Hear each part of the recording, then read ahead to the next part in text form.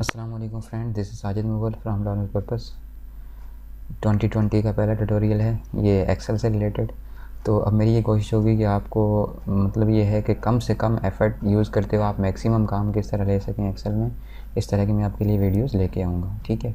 तो एक्सेल में मज़ीद हम एडवांस आगे बढ़ते जा रहे हैं जैसे जैसे हमारी जर्नी।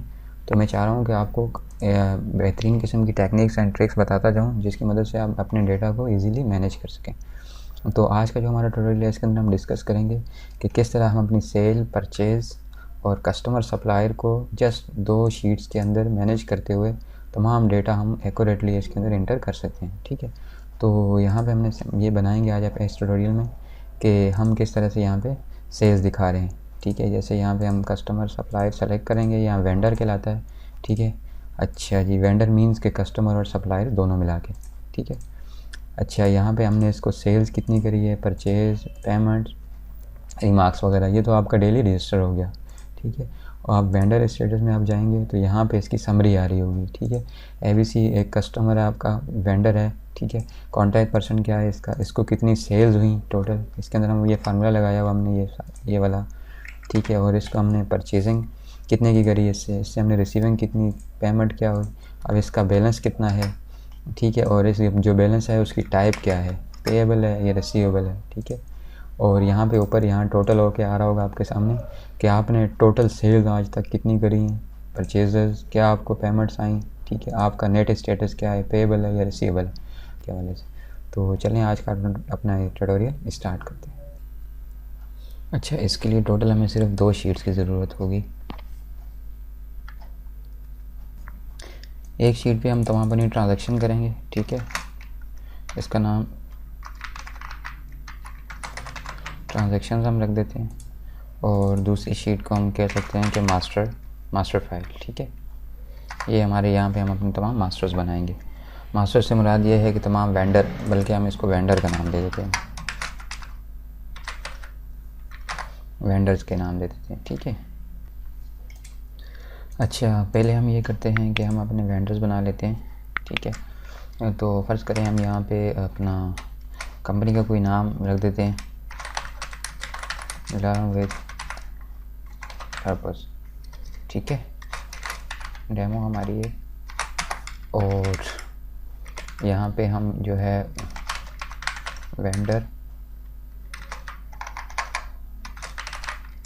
स्टेटस रिपोर्ट, ठीक है। तो यहाँ पे हमें क्या चीज़ चाहिए होगी, सबसे पहले हम यहाँ पे सीरियल नंबर रख देते हैं। अब वेंडर जो होता है वो बेसिकली क्या होता है, यानी कि इसको आप कंबाइन अगर कहें ना, यानी सप्लायर और कस्टमर दोनों का नाम, तो वो वेंडर कहलाता है, यानी बेसिकली, ठीक है। तो इसके अंदर हम कस्टमर भी यहीं रखेंगे और अपने सप्लायर भी यहीं रखेंगे। अब इनमें डिफ्रेंशिएट हम कैसे करेंगे, हम ऐसे करेंगे कि जिनके पेएबल बैलेंस होंगे डेफिनेटली वो सप्लायर खिलाएंगे और जिनके रिसीवेबल होंगे वो कस्टमर खिलाएंगे, ठीक है। तो इससे हमें एक और फैसिलिटी ये मिल रही होगी कि कोई भी ऐसा कस्टमर जो हमारा सप्लायर भी है तो उसका हमें अलग से अकाउंट खोलने की ज़रूरत नहीं होगी, उसी से हम परचेजिंग और सप्लाई दोनों चीज़ें कर सकेंगे, यानी सप्लाई भी हम उससे ले सकेंगे और उसको सेल भी कर सकेंगे, ठीक है। तो यहाँ पे ये हमारा वेंडर का नेम आ जाएगा, यहाँ पे हम देखें इसका कॉन्टैक्ट पर्सन हो जाएगा और उसके बाद कॉन्टैक्ट पर्सन कॉन्टैक्ट नंबर हम यहाँ पे कह देते हैं, ठीक है। और उसके बाद यहाँ पे हम जो है ज़रूरी चीज़ अभी क्या है, बैलेंस दे देते हैं, ठीक है। और यहाँ पे हम रख देते हैं इसकी टाइप, ओके, ठीक है। तो हम यहाँ पे इसको मैं सिंपल से फॉर्मेट बना रहा हूँ, बाकी आप जो है अपनी मर्ज़ी से इसकी अच्छी सी फॉर्मेटिंग कर लीजिएगा। ये सब चीज़ें आप पहले सीख चुके हैं तो लिहाजा मैं बार बार नहीं दोहरा रहा। कोई भी आप कलर इसको देना चाहें या कुछ भी करना चाहें आप कर सकते हैं, ठीक है। और यहाँ पे हम सीरियल नंबर के दे सकते हैं या आप इसको वेंडर का आप कोड भी कह सकते हैं, इसको वो भी आप यूज़ कर सकते हैं, ठीक है। और यहाँ पे हम वेंडर का नाम रख देते हैं ABC को, ठीक है, XYZ कंपनी, ठीक है। और यहाँ पे कॉन्टैक्ट पर्सन हमारा ABC और यहाँ पे XYZ है, ठीक है। और कॉन्टैक्ट नंबर आप यहाँ पे कुछ भी दे सकते हैं जो भी है इसका। और बैलेंस जो है वो हम यहाँ से फार्मूला की मदद से लेके आएंगे और यहाँ पे हम टाइप के अंदर करते हैं इज़ इक्वल टू, यहाँ पे हम फार्मूला लगाएंगे। ठीक है, हम ये कहते हैं इज़ इक्वल टू एफ हमारा balance, this column less than 0 है। अगर ये 0 से नेगेटिव की तरफ जा रहा है तो फिर हम यहाँ पे ये कह सकते हैं कि भाई पेएबल। ठीक है, फिर उसके बाद अगर यहाँ पे एफ दूसरी हम कंडीशन लगाते हैं, if this column greater than 0 है, मतलब इसका उलट हो गया, अपोजिट हो गया। अगर लेस देन 0 है तो पेएबल हो जाएगा और अगर ग्रेटर देन 0 है तो फिर यहाँ पे लिख दो, तो फिर यहाँ पे लिख दो रिसीवेबल। अगर ये दोनों कंडीशन में से कोई एक भी कंडीशन सही नहीं है तो फिर डेफिनेटली क्या होगा, यहाँ पे 0 होगा ऑलरेडी। तो फिर यहाँ पे आप ये करो कि यहाँ पे हम छोटा सा एक डैश लगा देते हैं। ठीक है, ये हमारा यहाँ से ओपन हुआ, यहाँ जा ओके। यहाँ पे हम क्या चीज़ मिस कर रहे हैं, यहाँ पे हमने कॉमा नहीं लगाया 0 के बाद। ठीक है, अगर हम ये कह रहे हैं ग्रेटर देन है तो फिर यहाँ पेएबल हो, इफ ग्रेटर देन है तो यहाँ पे रिसीवेबल हो। ठीक है, वरना यहाँ पे ये आना चाहिए। ठीक है, अब इसमें क्या हुआ, यहाँ पे कुछ भी नहीं है ना, तो लिहाजा कुछ ना कुछ तो होगा, यहाँ 0 होगा या कुछ होगा। ठीक है, तो हम फार्मूला यहाँ चेक कर लेते हैं। यहाँ पे रिसीवेबल को हमने कोट के अंदर देना था तो इस वजह से एरर आया यहाँ पे।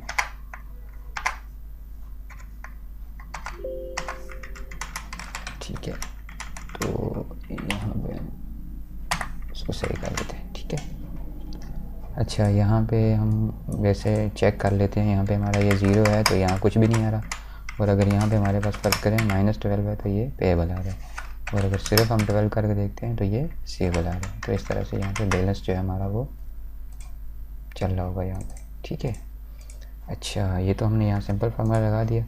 अब हमने इंटीज़ कहाँ पे करनी है, वो हमने यहाँ पे करनी है। ठीक है, यहाँ पे हमारी डेली इंटीज़ होंगी, यहाँ पे हमने चलानी है। ठीक है, तो आप इसको क्या कह सकते हैं, डेली सेल्स परचेज रजिस्टर कह सकते हैं। ठीक है, और यहाँ पे हमें क्या क्या चीज़ें रिक्वायर्ड होंगी वो हम लिख देते हैं यहाँ पे। सबसे पहले हम जो है डेट दे देते हैं, दूसरा बिल रेफरेंस नंबर हो जाएगा, तीसरा हमारे सामने हो जाएगा क्या, डिस्क्रिप्शन हम यहाँ पे लिख देंगे, और यहाँ पे हम दे देंगे वेंडर हो जाएगा हमारा। ठीक है, और यहाँ पे हम करेंगे क्या कि सेल्स, बल्कि यहाँ पे सेल्स और यहाँ पे परचेज, यहाँ पे आपकी हो जाएगी परचेज और यहाँ पे हो जाएगी आपकी रिसिप्ट और यहाँ पे हो जाएगी पेमेंट्स। ठीक है, तो यहाँ पे रिमार्क्स आप चाहें तो रिमार्क्स आप यहाँ पे दे सकते हैं। ठीक है, जैसे आपकी मर्ज़ी। अच्छा जी, इसको हम ये करते हैं कि कोई थोड़ी फॉर्मेटिंग वगैरह कर लेते हैं, इसकी अपने हिसाब से आप कर लीजिएगा। ठीक है, हो गया। अच्छा जी, यहाँ पे आप कंपनी का नाम वगैरह भी लिख दीजिएगा जो भी आपका हो, और यहाँ पे हम डेट दे देंगे इसकी, कुछ भी हम ऐसे डेट्स यहाँ पे दे देते हैं, और बिल रेफरेंस भी यहाँ पे हमको कोई दे देते हैं, कुछ भी ऐसे इंटर कर लेते हैं बिल रेफरेंस यहाँ पे जो भी आपके होंगे। ठीक है, यहाँ पे आइटम डिस्क्रिप्शन हो जाएगी, जो भी आपने आइटम परचेज़ किया है ये यहाँ पे जो भी सेल्स किया है। ठीक है, और यहाँ पे अब हमारे सामने आएगा वेंडर। ठीक है, अब वेंडर जो है वो हम यहाँ पे ड्रॉप डाउन लगाएंगे, ड्रॉप डाउन हम यहाँ पे लगाएंगे, वेंडर हम अपना सेलेक्ट करेंगे यहाँ से। ठीक है, तो इसके लिए सिंपल आपने क्या करना है, यहाँ पे जाना है डेटा में, ठीक है। यहाँ पे हम लगाएंगे डेटा वैलिडेशन। यहाँ पे आपने जाके लिस्ट सेलेक्ट करनी है और सोर्स के अंदर जाके आपने ये पूरा कॉलम आपने सेलेक्ट कर लेना है, ठीक है। तो फ़िलहाल मैं यहाँ पे सेलेक्ट कर रहा हूँ, आप अपनी मर्ज़ी से इसको बढ़ा भी सकते हैं, ठीक है। तो आप ये देखें यहाँ पे हमारे सामने वेंडर आ गए, ठीक है, ABC। अब आपने सिंपली क्या करना है, इसको यहाँ से सिलेक्शन करनी है और यहाँ आपने नीचे तक सिलेक्शन करने के बाद इंटर कर देना है, ठीक है। तो यानी कि ये आप एक तरह से क्या हो जाएगा, फॉर्मेट आपका कॉपी हो जाएगा, यानी कॉपी पेस्ट है। आपने यहाँ से कॉपी किया और शिफ्ट दबा के अपनी डाउन एरो की प्रेस करनी है जहाँ तक आपको लेके जाना है और यहाँ पे इंटर कर दीजिएगा, ठीक है। और यहाँ पे आप कोई भी सेल होगी तो फ़र्ज़ करें हम यहाँ पे लिखते हैं सेल्स। तो डिस्क्रिप्शन हमने बेसिकली बनाई है सेल्स पेमेंट्स वगैरह के हवाले से डिटेल लिखने के लिए, ठीक है। और यहाँ हमने वेंडर हमने सेलेक्ट करते हैं किसको, ABC कंपनी को। हमने सेल्स की कितनी की, कुछ भी आपकी जो भी आपने सेल्स की होनी, ठीक है। अच्छा जी, अब यहाँ पे इसको मैं इसको रुपये में सेल कर रहा हूँ। अब करेंसी यहाँ से सेलेक्ट कर सकते हैं जो भी आपकी करेंसी हो, ठीक है। अच्छा, करेंसी को वर्ड में कन्वर्ट कैसे करना है उसकी वीडियो भी हमारे चैनल पे मौजूद है, आप वहाँ से देख सकते हैं। अच्छा ठीक है, उसके बाद हमने बाकी क्या यहाँ पे रिमार्क्स में आपने कुछ लेना तो दे दें, नहीं तो कोई मसला नहीं। अब यहाँ पे आपने क्या किया, रिसिप्ट्स हुई आपकी, ठीक है। और किससे हुई, इसी ABC कंपनी से हुई। 25,000 की हमने इसको सेल्स की थी, तो डायरेक्ट आपने चले जाना है रिसिप्ट में। यहाँ पे आपने 20,000 रुपये हमने इससे रिसीव कर लिए, ठीक है। और उसके बाद हमने परचेज़ की एक एंट्री कर लेते हैं, पेमेंट्स की एक एंट्री कर लेते हैं, ठीक है। हमने परचेज़ की XYZ से,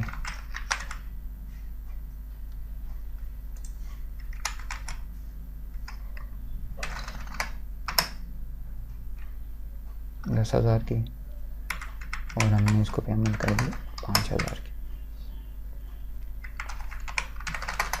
पेमेंट आपको यहाँ पेमेंट के कॉलम में लिखनी है, ठीक है, बाकी जगह कुछ नहीं लिखना। अच्छा, अब अगर आप कैश सेल कर रहे हैं तो आप एक यहाँ पे कस्टमर एक और खोल लें। यहाँ पे वेंडर में यहाँ पे एक लिख देता हूँ कैश सेल्स, कैश परचेज, ठीक है। ये आप सेलेक्ट कर लीजिएगा। इसका ये फ़ायदा होगा कि हाथ के हाथ आपको फ़ौरन जो है यहाँ पे उसी से आपने फ़ौरन के फ़ौरन फ़र्ज़ करें हमारे कैश सेल करके देखते हैं। कैश सेल हमने की कितनी की, जाहिर सी बात है कैश सेल है तो ये आमने सामने क्लियर हो जाएगी। हमने सेल्स की और फ़ौरन हमने इसकी पेमेंट भी ले ली इसकी, ठीक है। ऐसे ही अगर हमने कैश परचेज़ की तो इसकी भी जाहिर सी बात है हमने हाथ के हाथ फ़ौरन इसकी पेमेंट कर दी होगी, ठीक है। तो इस तरह से आप जो है यहाँ पे कैश सेल और कैश परचेज़ कर सकेंगे। तो चलते हैं, आप इसको रिपोर्ट को अपडेट करते हैं। यहाँ पे इनके बैलेंसेस लेके आने हैं हमने। तो बैलेंसेस लाने के लिए हमने क्या करना होगा, इसको पहले यहाँ से मर्ज उठा देता हूँ, इसका भी काम है, बाद में बताऊँगा आपको। मर्ज में आप पूरा सिलेक्शन सही से नहीं होती ना, ठीक है।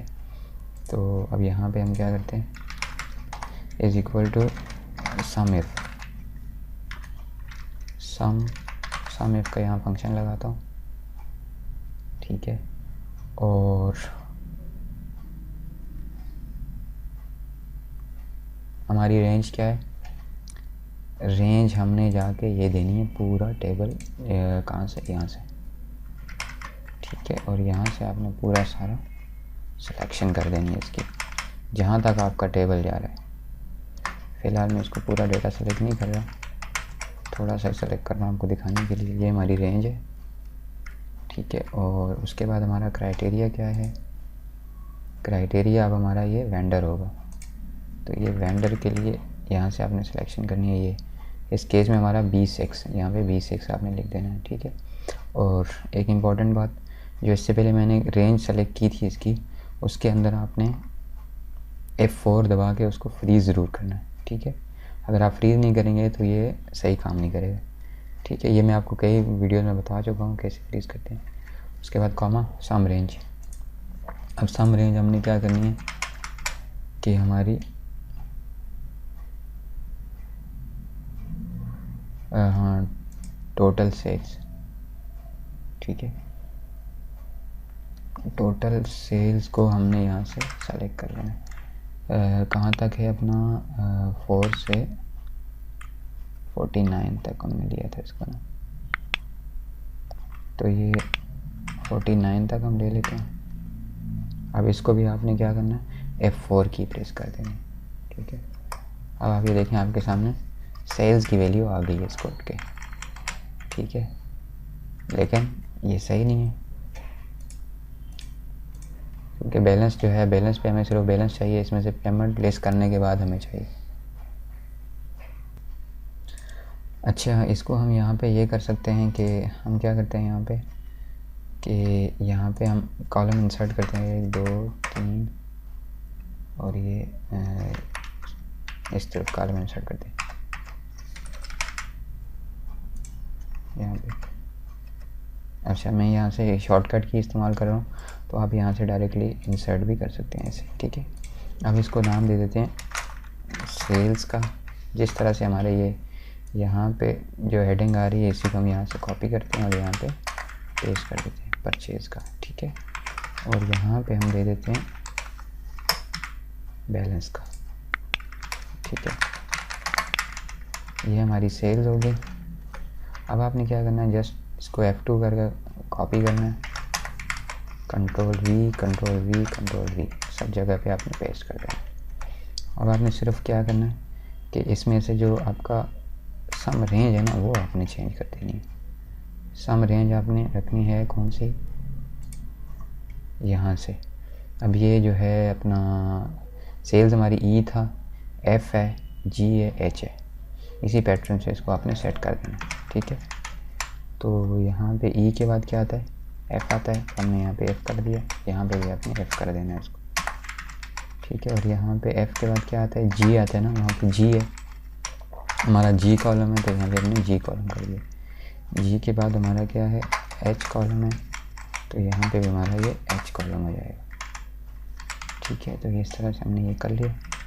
और अब हमने क्या करना है, अब बैलेंस पे यहाँ पे हम फार्मूला लगाते हैं।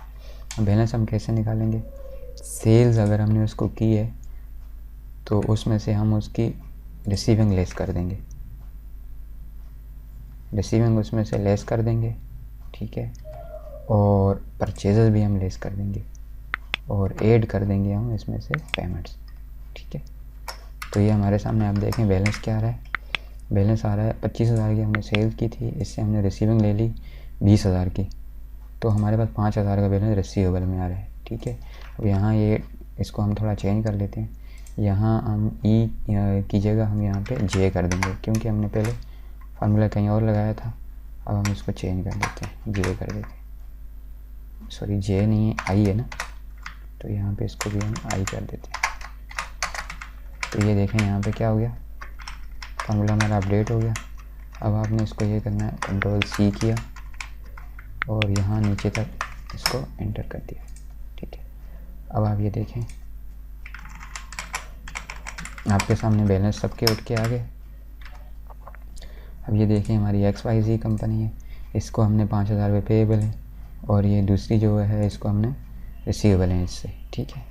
तो आप ये देखें XYZ से हमने परचेजिंग करी थी। अच्छा, एक काम करते हैं, यहाँ पे हम यहाँ पे कोई क्या करते हैं कि परचेजिंग करते हैं किससे, ABC से हम परचेजिंग कर लेते हैं क्रेडिट पे, ठीक है। ABC से हमने परचेजिंग करी कितनी की, 15,000 की, ठीक है। अब आप यहाँ पे देखें इसका बैलेंस क्या हो जाएगा। अब आप इसका बैलेंस देखें नेगेटिव में आ रहा है, पेएबल हो गया, ठीक है। कि इससे हमने 25,000, यहाँ पे टोटल समरी आ रही होगी। यहाँ मज़ीद हमने इसको सेल्स करी कितने की, 10,000 की, ठीक है। तो यहाँ पे आप देखें इसका बैलेंस नील हो गया। हमने इसको सेल्स करी, थोड़ा बढ़ा देते हैं 15,000 की, तो यहाँ 5,000 रुपये इसका रिसीवेबल में आ रहा होगा, ठीक है। अब अगर आप जो है ये देखना चाह रहे हैं कि पूरे सारे लेजर्स सबके। तो आपने कुछ भी नहीं करना, सिंपली आपने, मैं इसको क्या करता हूँ, यहाँ से लेकर यहाँ तक मैंने सिलेक्शन करी इसकी, यहाँ तक, ठीक है। और आपने जाना है सीधा सीधा डेटा में, और यहाँ पे जाके आपने इसको फ़िल्टर लगा देना, ठीक है। अब आप ये देखें, मैं यहाँ पे चाह रहा हूँ कि मैं अपने ABC, बाकी को उठा दूँ, सिर्फ ABC का मैं डेटा देखना चाह रहा हूँ। तो आप ये देखें मेरे सामने ABC का पूरा लेजर चल रहा होगा, ठीक है। और यहाँ से आप क्लियर फ़िल्टर करें तो यहाँ पे आ जाएगा। किसी और का डेटा देखना चाह रहे हैं आप, मैं कैश परचेज़ देखना चाह रहा हूँ, तो मेरे पास कैश परचेज़ की एंट्रीज आ रही हैं, दिखा ली, ठीक है। तो इस तरह से आप मज़ीद इसके अंदर और भी चीज़ें इम्प्रूवमेंट कर सकते हैं, जैसे आप कैश बैलेंस चला सकते हैं, ठीक है। अच्छा, मज़ीद यहाँ पे इसको अगर हम टोटल करवाएं, यहाँ पे इक्वल टू सम करवाता हूँ यहाँ पे मैं, और मैं यहाँ पे ये देखना चाह रहा हूँ कि अभी तक मैंने टोटल सेल्स कितनी की हैं। 50,000 की, 30,000 की मैंने परचेजिंग की है, रिसीविंग 30,000 की हुई है, पेमेंट 10,000 की हुई है, और मेरे पास यहाँ पे बैलेंस यही वाला, इसी का हम फार्मूला उठा के यहाँ पे कॉपी कर लेते हैं। तो आप ये देखें आपके पास बैलेंस नेट रिसीवेबल आ रहा होगा या नेट पेएबल आ रहा होगा, ठीक है। इसको हम यहाँ पे पेस्ट कर देते हैं। अब मज़ीद हम यहाँ पे सेल्स को बढ़ा देते हैं। फ़र्ज़ करें यहाँ पे मैंने 25,000 कर दी, तो आप ये देखें नेट आपको जो रिसीवेबल है वो है 10,000 रुपये। तो मैं यहाँ पे सिंपल सा ट्यूटोरियल बनाया है आपको समझाने के लिए। इसमें अगर आपको कोई डिफ़िकल्टी लगी हो तो आप मुझसे पूछ सकते हैं कमेंट में, तो आप इसमें मज़ीद इम्प्रूवमेंट कर सकते हैं। अगर आपको ये वीडियो अच्छी लगी तो इसको लाइक करना और शेयर करना मत भूलना। हमारे चैनल को सब्सक्राइब करें इस तरह की मज़ीद अच्छी वीडियो देखने के लिए। अगर आप लोगों का फ़ीडबैक अच्छा आता है तो इसके अंदर जो मैं नेक्स्ट वीडियो लेके आऊँगा वो इस हवाले से होगी कि इसके अंदर हम कैसे इन्वेंट्री को भी मैनेज कर सकते हैं। यानी इन्वेंट्री को इसके अंदर हम ले आएंगे। इन्वेंट्री क्या होती है, बेसिकली जो आइटम्स आपने परचेज़ किए सेल पर्पज़ के लिए, ठीक है, उसको आप किस तरह से, आपके पास स्टॉक कितना है, सेल्स कितने हो गए, बचे हुए कितने हैं, उनकी वैल्यूएशन क्या है। तो ऐसे करते करते हम फर्दर जो है ना मज़ीद आगे बढ़ेंगे, उसके अंदर प्रॉफिट एंड लॉस निकालेंगे, मज़ीद इसके अंदर हम चीज़ें करेंगे। तो जैसे जैसे आप लोगों का फ़ीडबैक आएगा इस तरह से हम मज़ीद इसको लेके चलेंगे आगे। उम्मीद है कि ये ट्यूटोरियल आपको अच्छा लगा होगा। Thanks for watching. अपना बहुत सारा ख्याल रखना। अल्लाह हाफ़िज़।